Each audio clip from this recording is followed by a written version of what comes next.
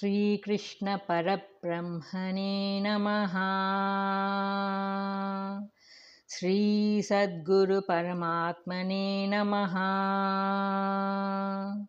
Sarva Maharshibhyo Namaha.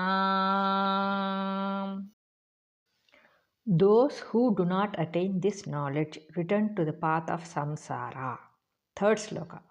Ashraddhadhanaha purusha dharmasyasya paramtapa aprapya mam nivartante mrityu samsara vartmani. Substance. People without faith in this dharma, self-knowledge, not attaining me, return to the path of the world of death. Commentary. Whether in worldly or spiritual life, faith and devotion to an ideal is the key to success. The degree of success depends on the intensity of one's faith. Man becomes that which he aims at. The time taken depending on the intensity of the effort and the strength of the obstructing forces. Sooner or later, it is certain that man achieves what he yearns for with single-minded devotion. The Lord declares here that without faith no one could attain Him, and without attaining Him no one can get immortality. Let the seekers understand that much difference is needed even in small things and common affairs of life. This being so, one can understand that care and caution are needed to realize the highest state. So, the Lord emphasizes the efficacy of faith throughout His teaching. According to the Lord, this samsara is a world of death.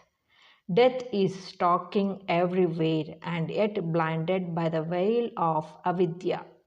Man imagines that life is beautiful and pleasant. He has missed the true end of life. He has bartered away his birthright of immortality and eternal bliss to a mess of pottage. The Lord knows this, and out of compassion, He warns mankind not to come under the shadow of death and destruction. Without understanding the truth, whatever other enjoyments man may try to have, all these are only the decoration of a corpse.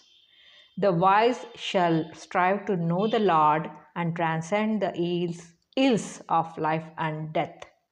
The word nivartante may also be interpreted as nitaram vartante, that is, assuredly pass through the path of death. Question. Who can attain Paramatma? Those who have faith in Brahmagnana. Question. What is the fate of those who have no faith? Answer. Without attaining the Lord, they are caught in the whirlpool of samsara. Question. What is the nature of this samsara? Answer. It is death. The Lord explains how He pervaded the whole universe. Fourth shloka. Maya tatamidam sarvam jagadavyaktamurtina matstani sarva bhutani nachaham teshvavastitaha. Substance. By me, all this universe is pervaded in the unmanifested form. All beings are in me, and I am not placed in them. Commentary. Paramatma is inconceivable by the senses and the mind. Even the elemental ether is not visible to the senses. How then can the Chidakasha, the intelligence, consciousness, God, be an object of sense perception, just as the material world is pervaded by the elemental ether, even so by that supreme intelligence, Chit, all beings are pervaded. So the whole universe is in Paramatma. The Lord is not placed in the world because when closely examined, the world has no existence like the snake which is superimposed on the rope. How can Paramatma, the reality, exist in that unreality, the so-called world as we see it. So it is said that all beings are in Atma, the Lord, and He is not in them. As the Lord pervades all beings, material and mental, the seeker should cognize His existence everywhere. He should not do evil deeds, should have love for all and devotion to the Supreme. Question: what is the nature of Paramatma? Answer: he is the most subtle and inconceivable by the senses and the mind. Question: where is Paramatma? Answer: he pervades all beings and the whole universe. Question: where do all beings exist? Answer: in Paramatma. Fifth shloka. Nachamatsaani bhutani pasya me yogameshwaram bhutabhrunna cha madbhutastho mamatma bhutabhavanaha. Substance. Nor are beings placed in me. Behold my divine yoga. I am the support of all beings, their efficient cause, and yet I am not rooted in them. Commentary. There appears to be an apparent contradiction in the previous verse. It was declared that all beings are in the Lord. Here it is stated that the beings also are not in Him. The contradiction is only apparent and not real. From the point of view of the ignorant, the world has an existence, as it is touched and confirmed by the senses. So it is said to exist in and sustained by Paramatma. From the Advaitic plane, the world does not exist at all, in the same manner as water does not exist in the mirage. So it is said here that the beings also do not exist in him. This is from the pure Advaitic point of view, where there is only one undifferentiated eternal Brahman and nothing else.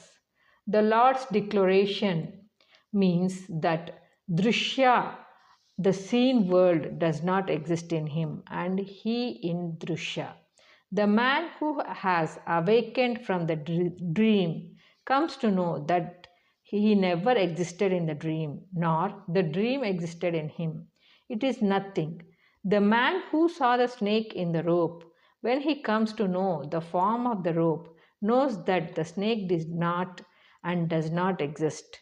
Thus, there are no beings in the Lord, nor He in them. What existed, exists, and shall exist is Paramatma alone. This is the sovereign yoga of the Lord. The cosmic illusion appears to exist but really does not exist. So the world, while appearing to exist, does not exist. All this is Brahman and nothing else. This is the royal secret. Question: what is the sovereign yoga of the Lord? Answer: while Paramatma seems to create and sustain all beings, really they do not exist in him and he does not exist in them. This is the royal secret of this yoga. Question: in the perfect Advaitic state, where is the world? Answer: in that state, the world does not exist. Brahman alone is.